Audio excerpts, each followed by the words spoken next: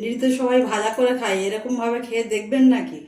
Chilli ভেন্ডি করার জন্যে আমার ভেন্ডি লাগবে, পেঁয়াজ লাগবে, আদা রসুন লাগবে, সস লাগবে, লঙ্কা সস লাগবে, টমেটো সস, ভিনিগার। আদা রসুন লাগিয়ে দিলাম, এই ভিনিগার দিয়ে দিলাম। আমি এই আদা রসুন নুন মাখিয়ে কিছুক্ষণ আমি রেখে দেবো। প্রথমে তেল দিলাম, ভেন্ডিটা তেলের উপরে দিয়ে ভেন্ডিটা তেলের উপরে দিয়ে ভেজে নিচ্ছি। হালকা করে ভেজে নিয়ে চিলি সসটা দিচ্ছি হালকা করে।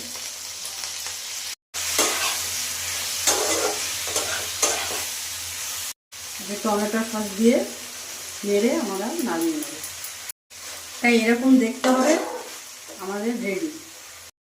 আমাদের ভেন্ডি রেডি। এরকমভাবে একটুখানি করে খেয়ে দেখবেন।